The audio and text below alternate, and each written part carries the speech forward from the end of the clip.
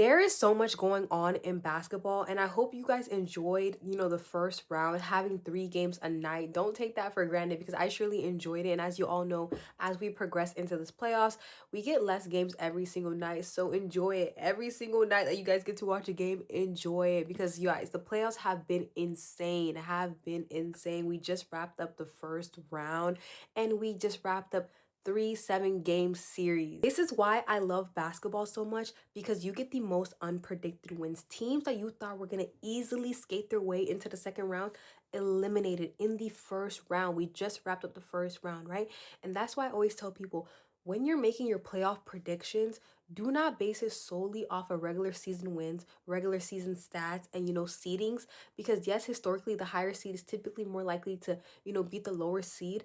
But what this playoff season has shown us so far, and what the first round has shown us so far, is that teams during the regular season could look worse, but they can come off into the playoffs, adjusting their offense, adjusting their defense, and completely dominating, completely becoming a nightmare. And that's what we've seen so far. The number 7 seed, the freaking 76ers taking out the Celtics. We did not expect that, but that's exactly what they did. And we've seen it previously in the past with Jimmy Butler and as the 8th seed in Miami Heat going all the way to the finals. So yes, you could look at stats. Yes, you could look at the overall wins. It's not completely useless, but it doesn't give you an overall picture on how the playoffs is going to be, operating because you have to take into account so many different factors. So going into the playoffs, we're at a 0-0. It's who's going to be the better team, who's going to come out there, compete, and win 4 games for their team at the end of the day. I want to first talk about the Timberwolves, who just beat the Nuggets in a game 6.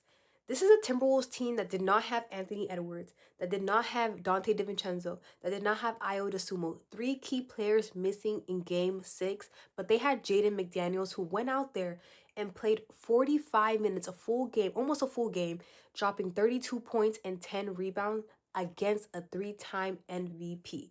This is a Nuggets team that had Jokic, still had their superstar on the team, unlike the Timberwolves, had Jamal Murray. This is a duo that was expected to make it out of the first round, and their chances of making it out of the first round increased after Anthony Edwards got injured, but they got eliminated in the first round. As we all know, at the beginning of the series, Jaden McDaniels called out every single Nuggets player and said, you guys cannot defend.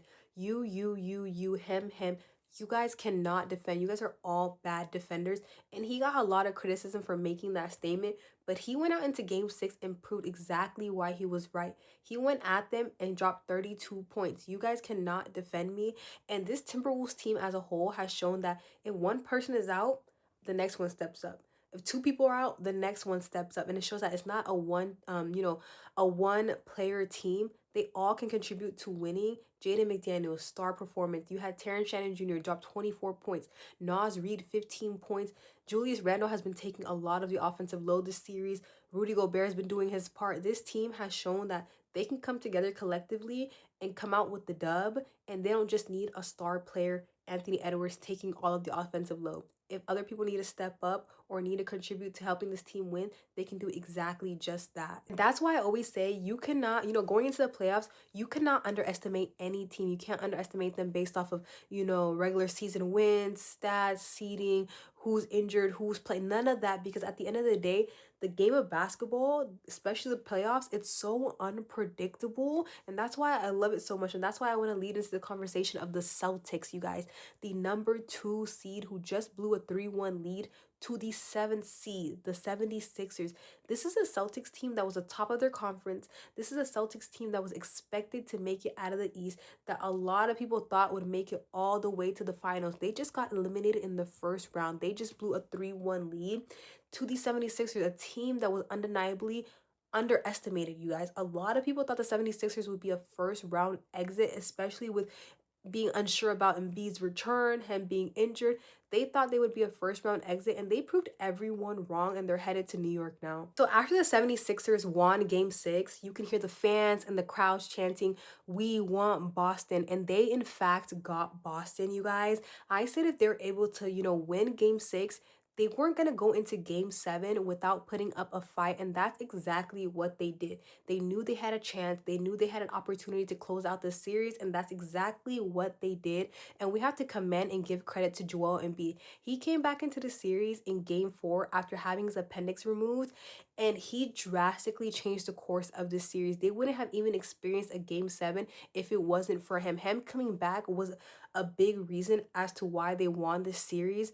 And you can clearly see in game 7, he was fighting through pain. He was limping. He hyperextended his knee, but he still went out there and still impacted both sides of the court on offense and defense. He went out there, put 34, 12, and 6 up. And so we have to really give him credit for impacting this series. Like, because if it wasn't for him, they probably would have been a first round exit. So we have to really give him credit. We also have to commend Tyrese Maxey. Not only was he consistent through the course of the series, game 7, he went out there and put 30, 11, and 7 up. And he was huge down the stretch of the game, especially when Embiid was hurting. You can clearly see he was hurting. He took over and really closed out this game. He went downhill, had those 2 clutch layups in the last 2 minutes of the game, put them up by 2 possessions. So he was really a key factor in closing out this game 7 and winning the series. And we can't forget about VJ Edgecombe, who as a rookie had a big closeout game, 23 points, 5 threes.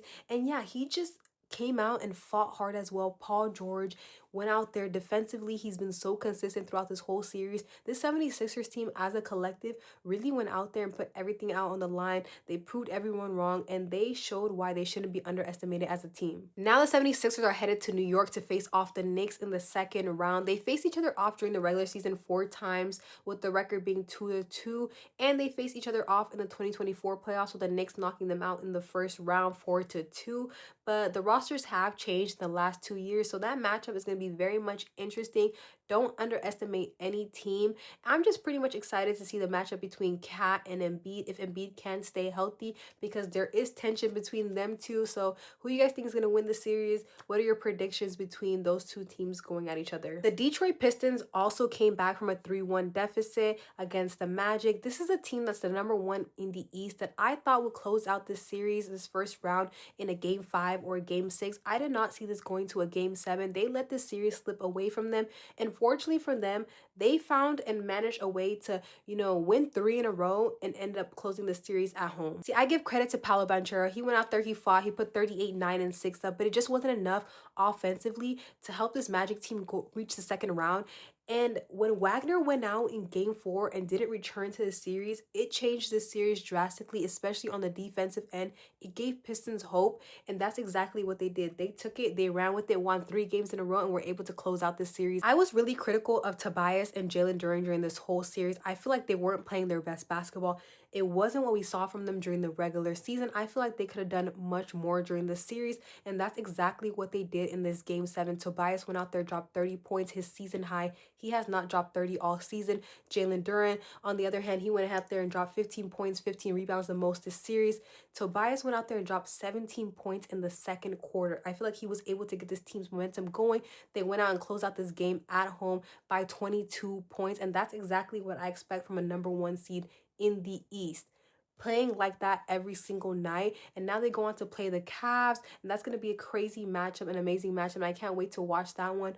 Who do you guys think is going to win that series, the Cavs or the Pistons? Playoffs so far have been so exciting and so unpredictable, and if you think it's not, you're just not watching it. To love the sport, you got to watch the sport, and it's been so crazy to watch, and we're just wrapping up the first round. We had the second round tonight. We had the 76ers going against the Knicks and the Timberwolves against the Spurs. This is why I love this sport so much, because you have unpredictable wins. You have crazy comebacks. You think that teams are going to advance and they end up getting eliminated. So much going on. But yeah, let me know your guys' thoughts and opinions down below. Thank you guys for watching. See you guys later. Bye.